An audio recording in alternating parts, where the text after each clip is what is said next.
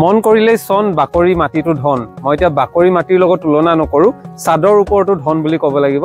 যদি প্ৰবল ইচ্ছা শক্তি থাকে আপুনি যিকোনো ঠাইতে সুন্দৰকৈ খেতি কৰিব পাৰে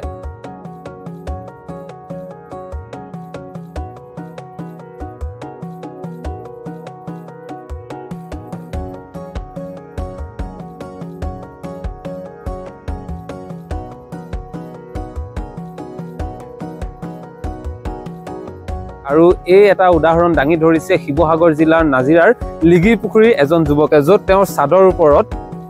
এটো লথৌ বাহত তেওঁ এতিয়া লাই পালেং ধনিয়া ইত্যাদি কৰি বিভিন্ন ধৰণৰ শাক-পাচলিৰ তেওঁ যি ধৰণে খেতি কৰিছে সেই খেতি অতি আকৰ্ষণীয় হৈ পৰিছে আৰু যেন আমি যি ধৰণে দেখিছো এতিয়া ইয়াৰ পাত ছিঙি খাবলৈ আমাৰ মন নাযাব ইমান সুন্দৰকৈ তেওঁ এটা বুদ্ধি জৰিয়তে কৰিছে মই অতিথক দেখাবলৈ অনুৰোধ জনাম এইবোৰ হৈছে লথৌবা যিবোৰ আমাৰ গাঁৱত পোৱা যায় আৰু যদি আপুনি ফুলৰ টাবত খেতি কৰিবলৈ যায় এটা টাবৰ দামে 100 টকা হয় আৰু এটা লথৌ বাহৰ দাম 100 টকা আৰু এই গোটেইখিনি সম্পূৰ্ণ 100 টকাতে পোৱা এটা বাহতেই তেওঁ কৰিব পাৰিছে অৰ্থাৎ কম খৰচত তেওঁ সাদৰ ওপৰত এইদৰে কোনো ৰাসায়নিক সাৰ ব্যৱহাৰ নকৰাকৈ কেঁচু সাৰ আৰু ব্ৰইলাৰ গু ব্যৱহাৰ কৰি এইদৰে তেওঁ সুন্দৰকৈ খেতি কৰি এক আদৰ্শ দেখুৱা পৰিলক্ষিত হৈছে আপুনি খেতি কৰিবলৈ যথেষ্ট মাটিৰো প্ৰয়োজন নাই যদি আইডিয়া থাকে যদি আপোনাৰ কৰাৰ একাগ্ৰতা থাকে আপুনি নিজৰ ঘৰৰ সৰু ঠাইটুকুৰটো কৰিব পাৰে আৰু এই উদাহৰণ দাঙি ধৰিছে নাজিৰাৰ লিগিৰ পুখুৰী এইজন যুৱকে আমি বৰ্তমান সময়ত তেওঁ আমাৰ হৈতে আছে তেওঁৰ পৰা জানিবলৈ চেষ্টা কৰিম কিন্তু প্ৰথমে আমি দেখাই লৈছো এই পৰিবেশ আৰু এয়া চাওক এই গিলাসসমূহ ঘৰৰ ওচৰত এখন বিয়া আছিল আৰু সেই বিয়াত ব্যৱহৃত পেলনীয়া গিলাসসমূহ আনি তাতে এতিয়া তেওঁ এইদৰে হাকৰ ব্যৱহাৰ কৰা বা হাকৰ সবজি যি খেতি সেই খেতি কৰা পৰিলক্ষিত হৈছে এইদৰে পৰিৰোৱা কাৰ্টুনবোৰটো এইদৰে তেওঁ সাদৰ ওপৰতে খেতি কৰিছে অৰ্থাৎ তেওঁৰ যি আইডিয়া অৰ্থাৎ তেওঁৰ যি বুদ্ধি সেই বুদ্ধিৰ জৰিয়তে এইদৰে কাম কৰা পৰিলক্ষিত হৈছে মই তেখেতৰ ওচৰলৈ যাবলৈ চেষ্টা কৰিম কি ক'ব প্ৰথম আইডিয়া কেনেকৈ আহিলে হয় প্ৰথমতে মই টাপৰ কথা ভাবিছোঁ টাপত আপোনাৰ খৰচটো বেছি হৈ যায় সেইকাৰণে মই বাঁহকে আনিলোঁ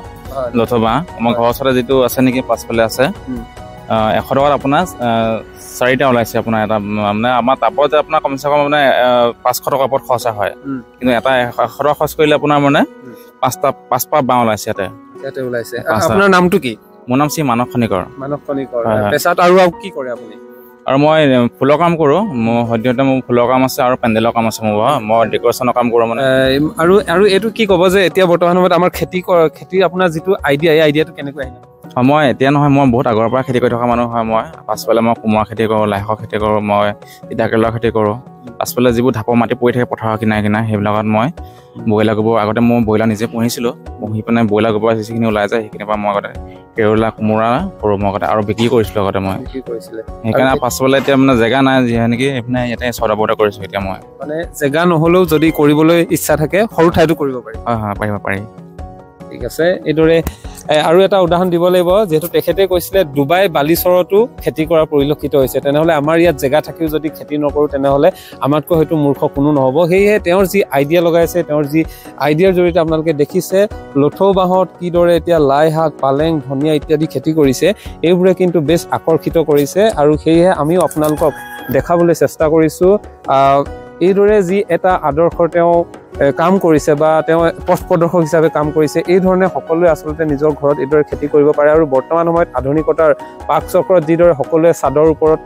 যিদৰে ছাদ দিব ধৰিছে বা ঘৰবোৰৰ যথেষ্ট আধুনিকীকৰণ হৈছে তেওঁলোকেও নিজৰ ছাদৰ ওপৰত এইদৰে কিন্তু খেতি কৰিব পাৰে আৰু এইজন যুৱকে যিধৰণে এতিয়া কৰি দেখাইছে আমি আপোনালোকক দেখাবলৈ পাই আমি নিজেও সুখী অনুভৱ হৈছোঁ গৌৰৱ অনুভৱ কৰিছোঁ যি ধৰণৰ তেওঁলোকে সাৰ ব্যৱহাৰ কৰিছে কেঁচু সাৰৰ লগতে আচলতে জৈৱিক সাৰ বুলি ক'ব লাগিব যিবোৰ ব্যৱহাৰ কৰি এইদৰে তেওঁ খেতি কৰি এতিয়া ঘৰতে খাব পাৰিছে আৰু বজাৰলৈ হয়তো বিক্ৰী কৰিব পাৰিব যি ধৰণে ধনিয়া হৈছে ধনিয়া বিক্ৰী কৰিব পাৰিব আৰু এইদৰেই